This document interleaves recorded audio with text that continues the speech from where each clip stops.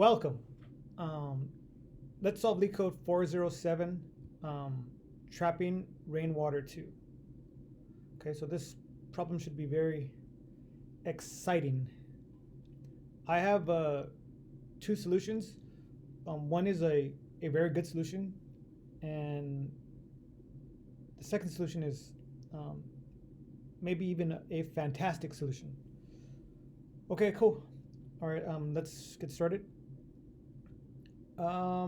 Given an n by n integer matrix height map representing the height of each unit cell in a two-dimensional elevation map, return the volume of water it can trap after raining. Right, so this is their three-dimensional simulation or representation of what a configuration may look like. All right, cool. So this is the height map, and well, they don't go over too much, but they say after the rain, water is trapped between the blocks. We have two small ponds, 1 and 3 units trapped. The total volume of water trapped is 4. Okay, and we're given another configuration for example 2, and this is the actual numbers, or the numerical representation of the three-dimensional configuration, and according to them, there's 10. The volume would be 10. Okay, I think this should be okay as far as like the understanding of the problem. Now let's begin. So I've written an example here, and so let's go over the first approach. So I think, let's make this a little bit bigger. I think it's somewhat, or maybe it isn't, but we should focus on the boundary at first, because like no matter how, suppose your boundary is something like this, I don't know, like 7, 7, 7. Let's make duplicates of this. Suppose these are boundaries, and suppose this is 0. So, you know, clearly we can hold 7 cubic units here, but if one of our boundary members are, and remember, just to be clear, that the diagonals don't really affect the containment. Okay, so going back, if we're looking at this 0 cell here, it doesn't matter how big these other border members are, or neighboring borders are. It's more important about the minimum one, because with this configuration, the most that this grid block or can hold is 1. So what we'll be using is we will be using what they call a min heap, but sometimes I like to just give the entire name, so a minimum heap, or sure, a min heap. A heap that stores the minimum value first. So we'll be using a min heap here, and we'll start with the border and move inwards. So we will. What the hell happened there? Oh. We will begin our search from the border and move inwards using our min heap as a guide.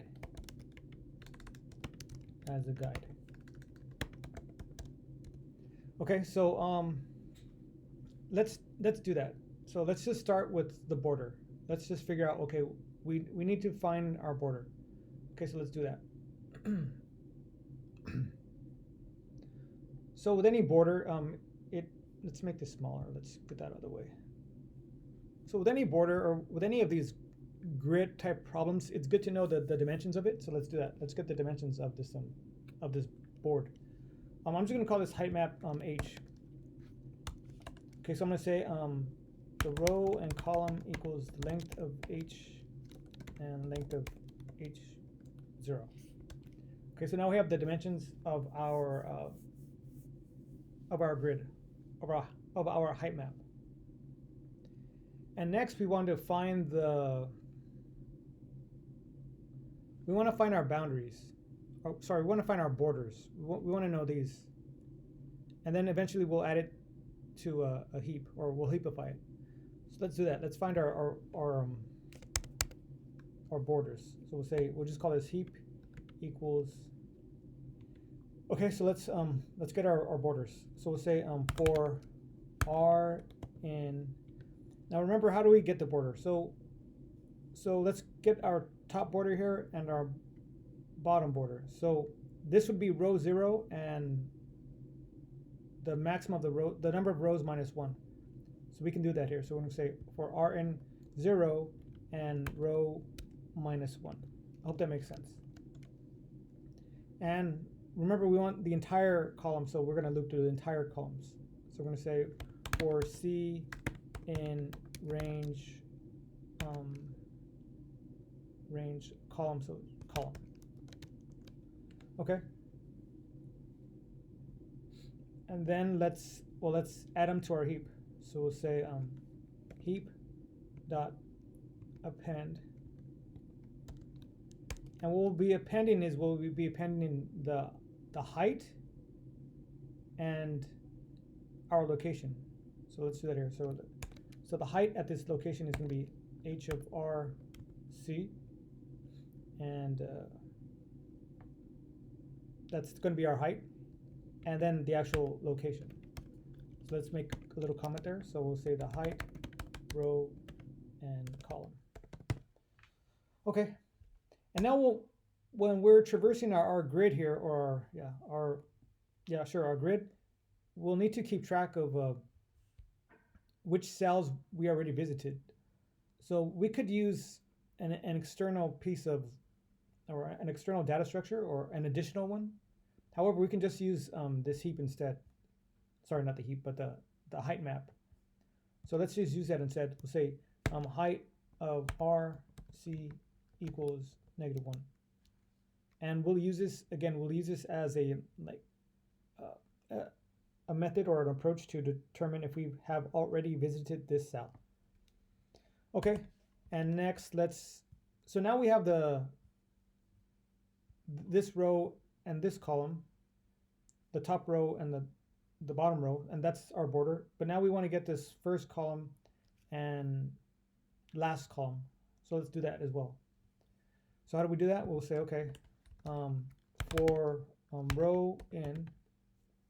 Now we don't need to traverse all of the rows. Remember, we just want, because we already have this row, so we just need everything in between. So we can say all of the rows between 1 and row -1. And for the columns, we just need the first column and the last column. So we can do something similar like up here. So we can say for C in 0 and column -1. Okay, and then we'll do the same thing almost exactly that we did here. Never mind. Okay, that's better. Okay, so now we have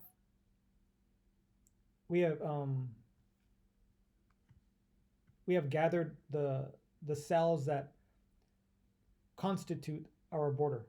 So if we want, we can just print it out here. So we can just say maybe let's do something here. I'm going to say heap q dot. Well, we don't need the heap q part, but we're going to say heapify our, what did I call it here? Yeah, our heap. And then let's print it out. Let's print out our heap. Okay. And then in order not to get an error, they're expecting an int as a result. So let's just return 0. Okay, let's print out just so we get an understanding of how we're doing so far. Okay, great. So looking at our our first problem here. So we have what, 1, 2, 3, 4 values that are 1. So notice, is that right? 1, 2, oh, sorry.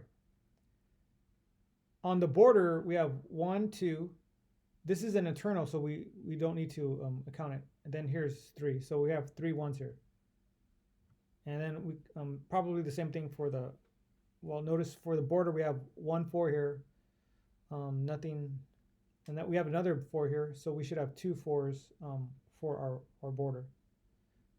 However, it'll become more complicated to see in our heap because it's heapified. But there are, let me see, so there's 1 here, 2 here, and sorry, can we make this bigger? So 1, is that, sorry, just 2, right? Yeah, just 2, 1 and 2. So we have 2 values of 4 for our border. Okay, but as I mentioned earlier, it doesn't matter about the larger values of our border. We're always going to start with our lowest value of our border. That's why we're using our min heap here. So we will begin our search from the border and move inwards using our min heap as a guide. So we're going to start with this value here because that's more important. This is the, in essence, like the weak link that would prevent us from storing a lot of or rainwater. Okay, so let's move forward then. So now what we'll do is, well, we'll just begin our search then. Let's use sorry, let's make this smaller, I guess. Okay, so we've heapified our heap, and so let's start with our search. So we'll say while heap, and let's pop off our lowest cell, our boundary that we're concerned with that has the lowest height. So we can say, okay, so when we pop this, we'll just say height, and then we'll say row column equals heap pop heap. Okay. And now what we'll do is when we're looking at this, for example, we'll look at the neighbors of this. We'll look at the neighbors of this cell. Or in this case, maybe we're done with this and let's maybe just move this up for a moment. So we'll just move it up to the top. And let's maybe make this bigger. So suppose well, in this problem, we would be here. And we would look at our neighbors. However, though, so again, along the border, the smallest of all the border elements is this 0 value, because everything else is 1, 3, 4, or something like that. But notice though, the neighbors of 2 and 1 are already visited, so we would skip them. So let's perform that. So again, when we're here, let's maybe make a comment. Explore our neighbors. Okay, so let's do that. Okay, so then I'm gonna say for, how do you want to do this here? I'm gonna do something. Let's see. Okay, I'm gonna do this here. RC, and I'm gonna say for R, comma C in, and I'm gonna say RR plus 1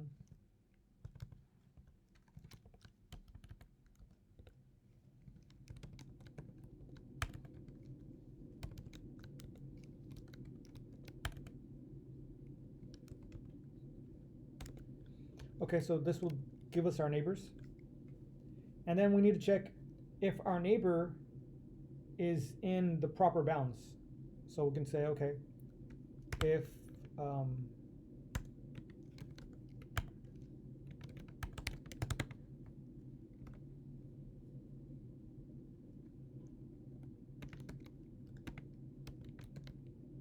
maybe our neighbor candidate is better, or yeah, sure, neighbor candidate is also maybe a better way to phrase that.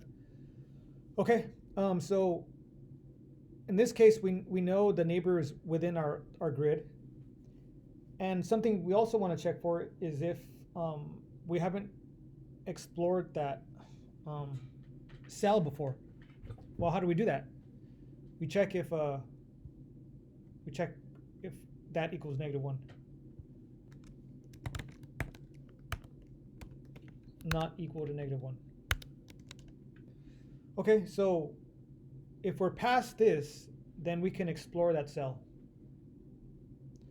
Okay, so at this point, so let's go back to our example here just to help out. So just suppose we're here at this 1 value. What we can do is we can we can look to this neighbor here, which is 0, and we can compare the height of this neighbor.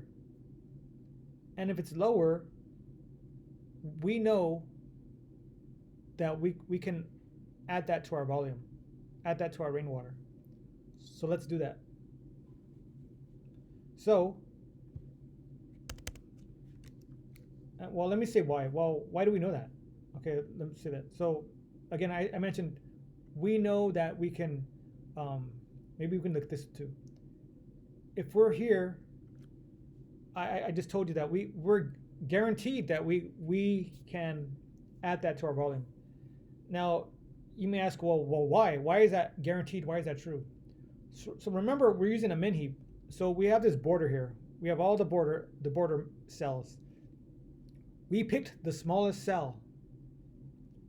And so remember, this is the weak link. So anything, for example, this could be 3 or whatever. Anything less, we know that we can hold water there. Because remember, we picked the smallest one, the smallest element. So at the very least, we know that if this next cell is smaller than it, we're guaranteed to hold water. If it was bigger, let's suppose maybe it was 9 here. Suppose it's 9. Well, then we couldn't hold water because it was smaller. Okay, so let's move on. So that's where are we at now? So we're say, okay, so if the height of the neighbor, this is the neighbor, is less than the height of the current cell, we can add that to our volume. Just say, so volume plus equals the difference. So we can say height minus h of r. See. Okay. And okay. Then what next? Okay, so this is the key part of this problem here. So we added this to the volume. Sorry, yeah, we added the difference to the volume. Now, what do we do next? So we'll want to add this cell to our heap as well. So we'll say heap push onto the heap. Now the question is, what do we push onto the heap? Well, we'll push on the location, but what about this value here for the height? So, okay, let's go back here. So let's consider this problem here. Let's maybe make this a little bit bigger. So suppose we were here at 1. This is, remember, look at along the border. 1, it would be an acceptable candidate for where we start with. And if we move to this neighboring cell, we could add this volume, the 1 minus 0. Okay, now let's think ahead here. If we were to look at this cell here to the right of here, so as far as this cell is concerned, what's the height of this cell? Well, in essence, we're going to say, we're going to say, well, this cell's height is going to be 1. So I hope that makes sense. So we're going to, in essence, we're going to like, we will spread our height, see, max height maximum height inwards, maximum height inwards. Okay, so again, even though this is 0 here, like if we were go eventually to travel to this cell, we know that we could hold 1 here and from this cell as well. So when we add this neighboring cell, so remember we're currently at this cell here. We're currently at this cell. However, though, when we eventually move on to this, the neighbor of that cell, we want this cell to look at the cell that it came from, and in terms of like the height it could be. So because of this one height over here, we know that this can potentially hold 1 over here too. If I even move it up to 2, although it wouldn't be a good starting candidate because remember we're using a min heap. So in any case, we're gonna, again, like I said, spread our maximum height inwards. So in essence, this cell will now be 1. So when we progress, to the other cells, when we look at a neighbor cell, we know that we can contain at least 1 because of this cell over here that it originated from. Okay, so let's do that here. So we're gonna store the maximum of the height between let's see, of this cell and I guess I don't want to say that, I guess the parent cell, so we can do that. Okay, and that should be it for that part. Now we also need to indicate that we traveled or we visited the cell already, so we can do that here. So we can say h of RC equals -1. Okay, and remember I used a max here. I want to make this clear because suppose this cell is suppose this cell isn't like a 0. Suppose the neighboring cell is like 8. So as I mentioned earlier before, when we eventually move on to the next cell, this cell should be not looking at the 1, it should be looking at the 8 because the 8 can hold more. So remember, we're going to spread our maximum height inwards. Okay. All right, cool. And I think that should be it. We can probably just run it now. Fingers crossed that it works. Oh. Volume, did I not initialize it? All right, my apologies. We'll just put it here. I guess I'll just put it here on its own line.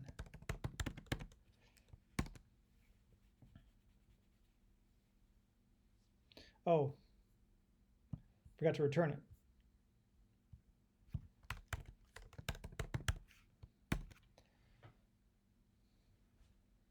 Okay, looks like it's pretty good. Let's submit it.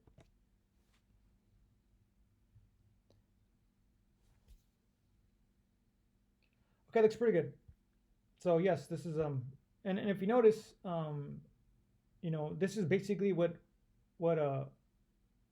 the average good score is. Like 84 is pretty good, and it has 123. But let's figure out how we can maybe even beat this time over here. All right, cool. So let's do it. So here's my enhancement or an optimized version of this. So it's gonna be slightly different. So we're gonna reuse all of this and all of this, and this is where we change. Well, let me show you. I think, yeah. Okay, let's start off here. So we're not going to use this approach here. Not really. We're not going to, this is not true anymore. So this is the new idea. So we still start off, we still use our min heap, and we still begin our search from the border. and move inwards using our min heap as a guide. Okay, cool, no problem. That's still the same. Now I'm gonna, suppose we start here. So I'm gonna say, okay, this is a good candidate because along the border, this just changes to 1 so it doesn't change and it confuses. So this is our border here. And when we visit a neighboring cell, we say, oh, this is smaller. This is smaller. And so in our mind, we can use that to add to our volume. But in this approach here, what we did was we added that to the heap. Now we're not going to do that here, not exactly. So not exactly. So let's figure out what we're going to do. So if we're exploring this cell, then we get here to the 0. Okay. But then instead of adding this to the heap, we're not going to add it to the heap. So what are we going to do?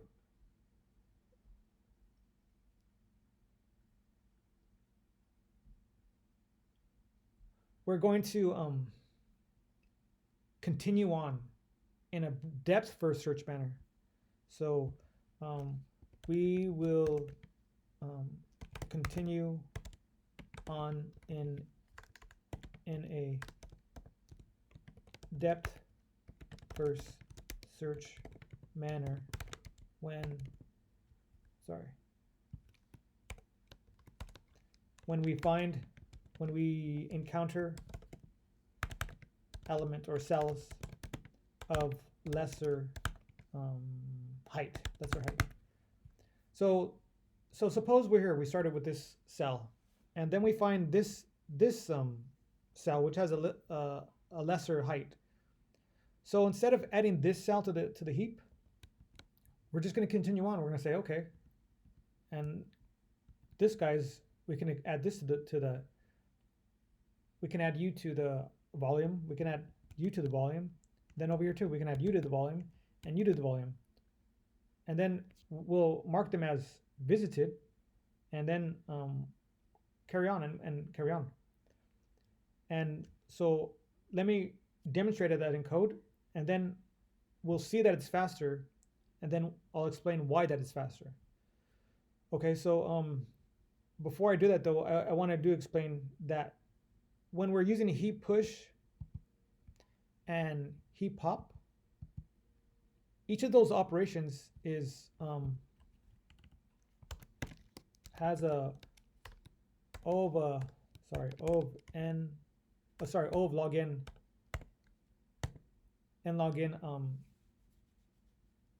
time complexity, and same thing over here. So let's keep that in mind with my other approach here. Okay, so how are we going to beat this? Okay, so as I mentioned, we're not going to do this. Well, we are in essence. So what are we going to do? So this is still the same. We still find the border elements and we still heapify it. Okay, so then what do we do here? We need to do something slightly different, and here's where it is. So we still remove our minimum element, but now we're going to use maybe a stack here to hold those elements. So I'm going to say, okay, let's maybe move this up a little bit. And so here we go. So R, comma, CC. Actually, yeah, it's fine. No, let's. I'm gonna just change it this. It's fine. Yeah, we'll just leave it. I think it's okay. Then what we're gonna do is we're gonna say we're gonna try to find other elements that have the same exact height. So we're gonna say while HP and HP. So the new element, the neighboring element, has additional elements that have the same height. So we're gonna say. So in this case, for example, we would consider, well, this one and then these ones and any other ones. We're gonna gather them all. Okay, so we're gonna do that here. Where are we at? Here. So anything that has this minimum height, the same, we're gonna remove it from the heap. So we're gonna say stack. Sorry. So we don't need the height anymore because we know the height is the same, so we don't need the height. And we're gonna say rc equals heap pop HP, and then we're gonna say stack dot append rc, and we know the height. All these elements on the stack have the same height as this guy here. Okay, so now, as I mentioned earlier, we're gonna explore from here. So let's do that. So how do we explore? Okay, same way as before. Okay, so what we're gonna do is maybe let's do something like this here. So sorry, give me a moment.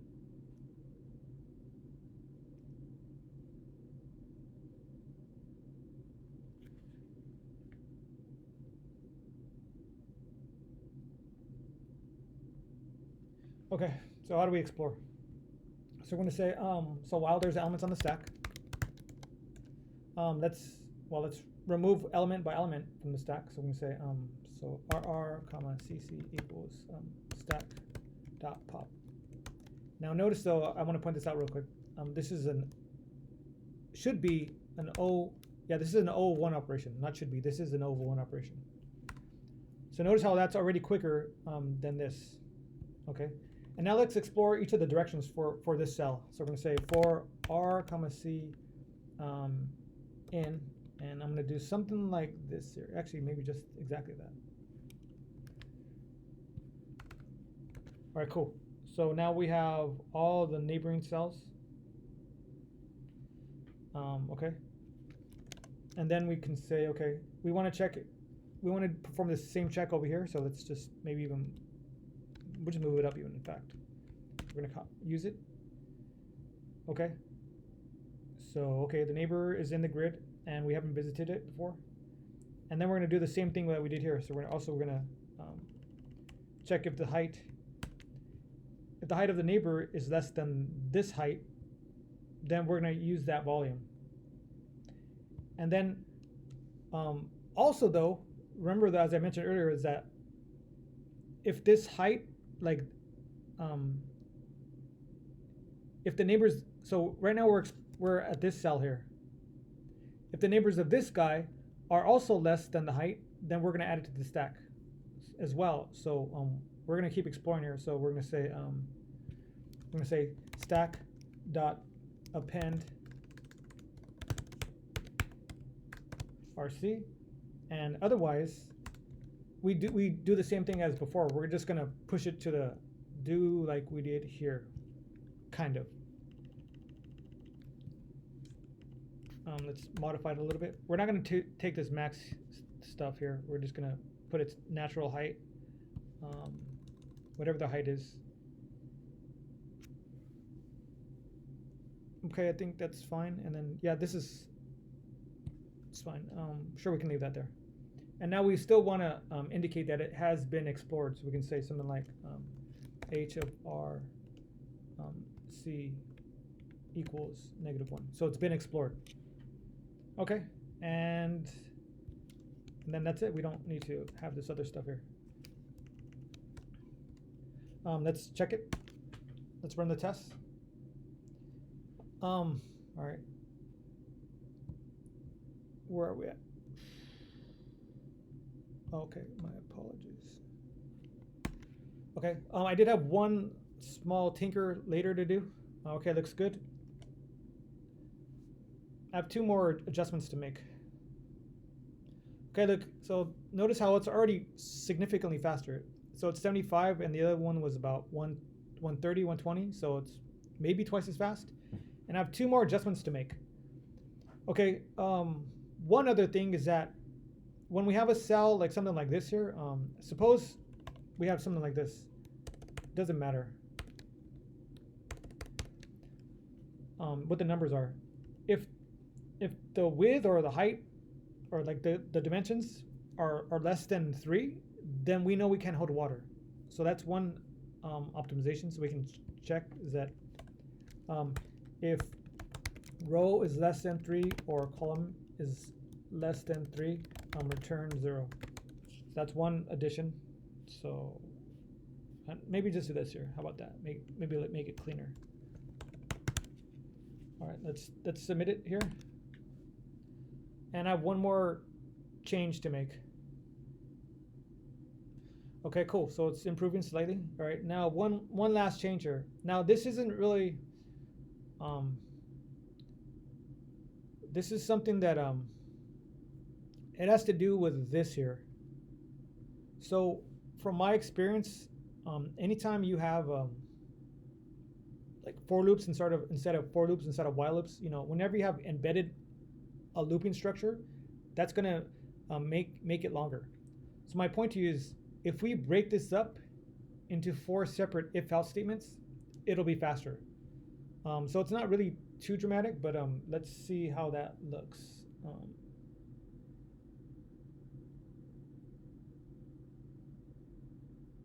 Okay, so let's see how that looks. So we'll say, let's change this here into this. And now let's break this up into individual, so we don't need this anymore. Now for individual if clauses, we can do something like this. So remember, we're checking all of these things, and so we don't really need to do that. If we just, for example, if we just want to look up or look down, so let's say if r plus 1 is less than row, there's only one change. And then we say and h of r plus 1 c is not visited. So see how it's, we just need to perform 2 checks. In this case, this was performing 1, 2, 3, 4, 5 checks for every if block. This performs only 2. And sometimes I think this is somewhat complicated for the compiler, but I'm not certain. Okay, so in any case, we would kind of do the same thing we did here. So let's see if we can maybe copy that. So here, move it up. Okay, so now we could say if h of r plus 1, c is less than the height, volume height minus h of r plus 1. And then, so it's a little bit tedious, but I think it'll be worth it. R plus 1 here, r plus 1, and r plus 1. Okay, so this is the first block. We need to do this for every of the directions, every 4 of the directions. So maybe we can just copy this here, and then maybe this here. So then instead of r plus 1, we needed to change it to r minus 1. So r minus 1, so here, okay. And let's see, now when r minus 1, we want to make sure that it's greater than or equal to 0. Okay, I think this is good, good, good, good, good. Okay, so this is all fine here. Then we need to do the same thing for the columns. Okay, so and again, for some reason this is quicker than using a for loop, but for some reason I don't know why. But again, for me, it just has to do with the compiler.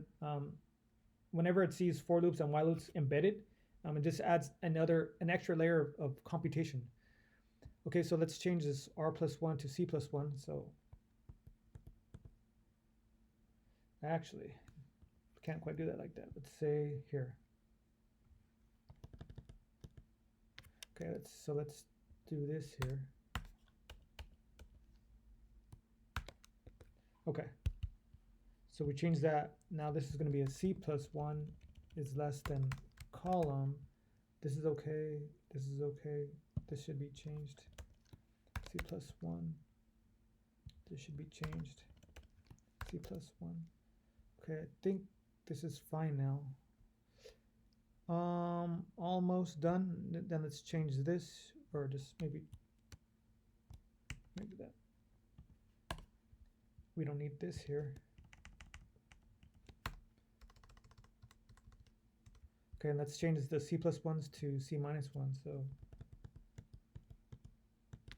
Okay, -1s, and then change this clause to greater than or equal to 0. Okay, I think that's okay. So let's run the test. Okay, let's submit it.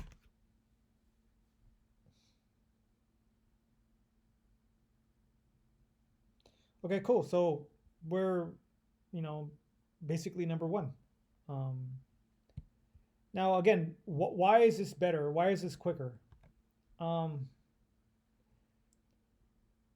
think because, or we are number 1 now. See, 51%. We're better than everybody.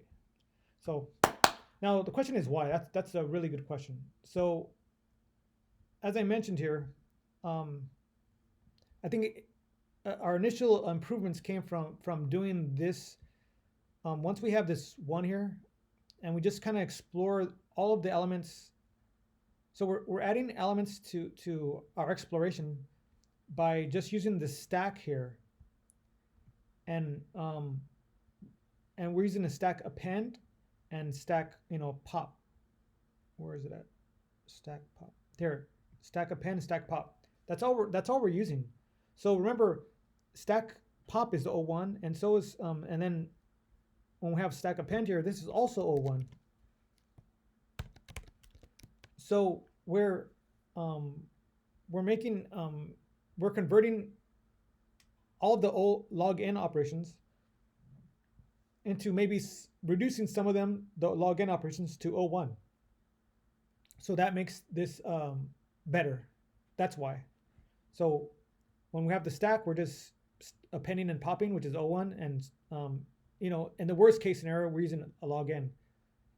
So that's why this is better. And I remember, in addition, I added this this small micro optimization. Okay, cool. All right. If you found this video helpful or educational, please consider liking or subscribing. Other than that, have a wonderful day. Take care of yourself. Cheers.